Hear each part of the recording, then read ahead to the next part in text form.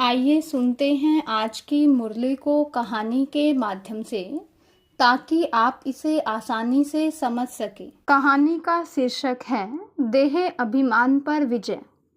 देह अभिमान पर विजय। एक समय की बात है, एक बहुत सुंदर राज्य था। नाम था सूर्यपुरी। वहाँ के लोग बहुत सुखी, स्वस्थ और शांत थे। कोई बीमारी नहीं, कोई लड़ाई नहीं। उस राज्य के राजा रानी बिल्कुल वैसे ही थे जैसे लक्ष्मी और नारायण।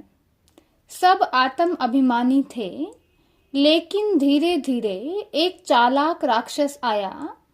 उसका नाम था रावण, देह अभिमान। उसने लोगों के कान में फुसफुसाना शुरू किया, तुम आत्मा नहीं शरीर हो। सुख बाहर है, क्रोध करो, लोभ करो, दूसरों से तुलना करो। बस फिर क्या था, जो राज्य पहले स्वर्ग था वही धीरे धीरे दुख धाम बन गया। लोग कमजोर, दुखी और अशांत हो गए। वे अपने असली घर और असली पिता को भूल गए। फिर एक दिन आकाश से एक बहुत प्यारी ज्योति उतरी। वह थे कालों के काल शिव बाबा। शिव बाबा उन्होंने आकर कहा, मीठे बच्चों, तुम शरीर नहीं आत्मा हो। मुझे याद करो, मैं तुम्हें फिर से सतो प्रधान बनाऊंगा। मन मना भव, अपने मन को मुझ एक बाप में लगाओ। उसी राज्य में एक छोटा बच्चा था जिसका नाम था मोहन। उसे जल्दी गुस्सा आता था। दूसरों की बात से वह जल्दी दुखी हो जाता था। उसका मूड खराब हो जाता था। लेकिन उसने उस ज्योति की एक बात पकड़ ली, देही अभिमानी बनो, देही अभिमानी बनो। अब जब भी कोई उसे कुछ कहता, वह अपने माथे के बीच चमकते सितारे को याद करता और सोचता, मैं कौन हूँ, मेरा कर्म क्या है। मैं आत्मा हूँ, यह मेरा पार्ट है, मैं अपना पार्ट प्ले कर रहा हूँ। ऐसा करने से धीरे धीरे उसका गुस्सा खत्म होने लगा। उसका मूड अब सही रहने लगा। अब वह शांत, प्रेम स्वरूप और निडर बन गया। अब माया के तूफान उसे हिला भी नहीं पाते थे। एक दिन बाबा ने पूछा, मोहन, तुम इतने मजबूत कैसे बने हो। मोहन मुस्कुराकर बोला, बाबा, पहले मैं दूसरों की बातों में आ जाता था, अब मैं दूसरों की बातों में नहीं आता हूँ। अब मैं हर संकल्प आपको दे देता हूँ और हल्का बन जाता हूँ। न्यारा और प्यारा होकर हर कार्य करता हूँ। यही मेरे मजबूत बनने की कहानी है।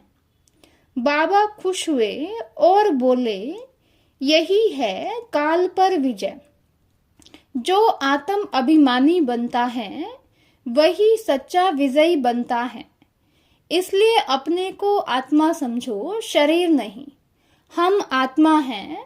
आत्मा ही हर कार्य करती है। आत्मा ही इस शरीर को चलाती है। फिर धीरे धीरे पूरा राज्य फिर से स्वर्ग जैसा बनने लगा। इस कहानी से हमें क्या सीख मिलती है कि शिव बाबा कालों के काल है।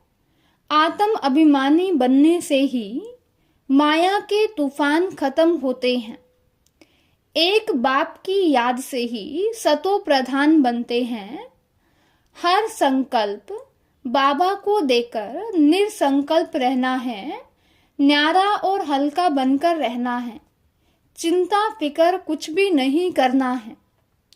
कर्मेंद्रिय जीत बनना है। व्यर्थ प्रश्न छोड़कर अब नॉलेजफुल बनना है। हम आत्मा हैं, शरीर नहीं। हम आत्मा इस शरीर में पार्ट बजा रहे हैं। आज का वरदान है, बाप दादा के कर्तव्य को अपना निशाना बनाने वाले मास्टर मर्यादा पुरुषोत्तम भव। बाप दादा के कर्तव्य को अपना निशाना बनाने वाले मास्टर मर्यादा पुरुषोत्तम भव।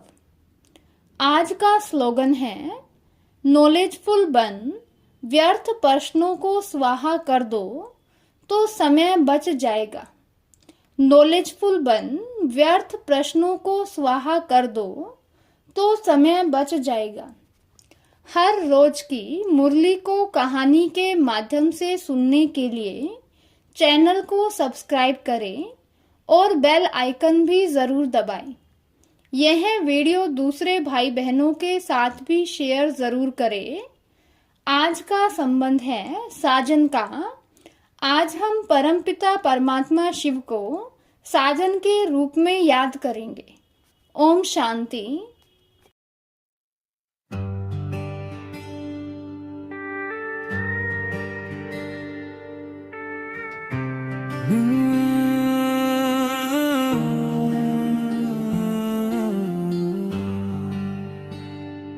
मिनती यही है शिव बाबा,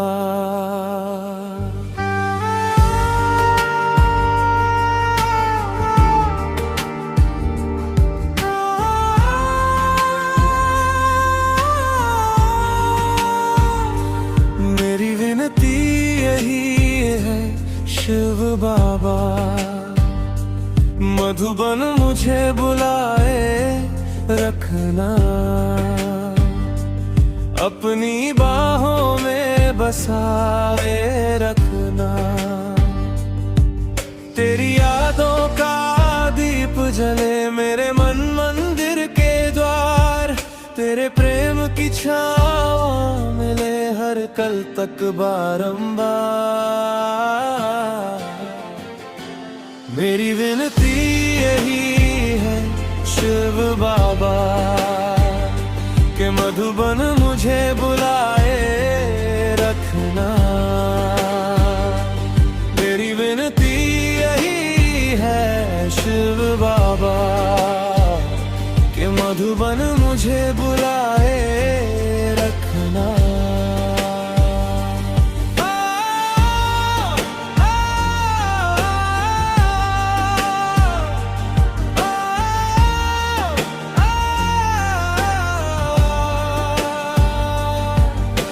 ज्योति बिंदु मेरे बाबा, नैनों में तुम समा जाओ, सूने मन के आंगन में प्रेम की खुशबू बिखरा जाओ।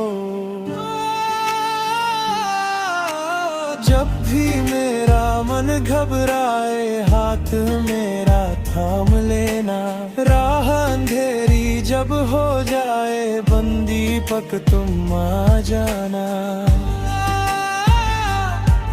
तेरी मीठी यादों से मन को चैन मिल जाता है, तेरे प्रेम की बारिश से जीवन महक सा जाता है। मेरी विनती यही है शिव बाबा, कि मधुबन मुझे बुलाए रखना। मेरी विनती शिव बाबा, कि मधुबन मुझे बुलाए रखना।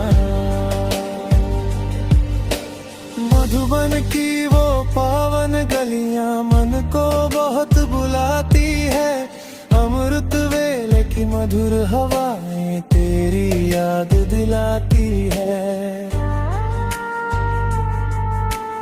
ज्ञान सूर्य की प्यारी किरणें जीवन रोशन करती है, तेरे प्रेम की गहरी नदियां आत्मा को छू जाती है।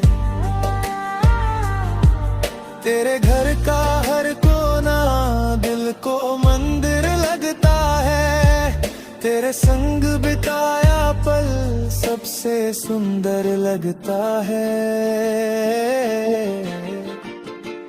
मेरे शिव बाबा,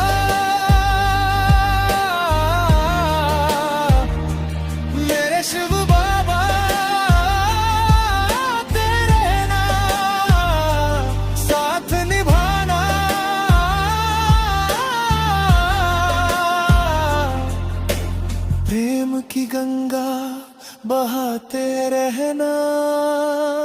मेरी विनती यही है शिव बाबा कि मधुबन मुझे बुलाए रखना। मेरी विनती यही है शिव बाबा कि मधुबन मुझे बुलाए रखना।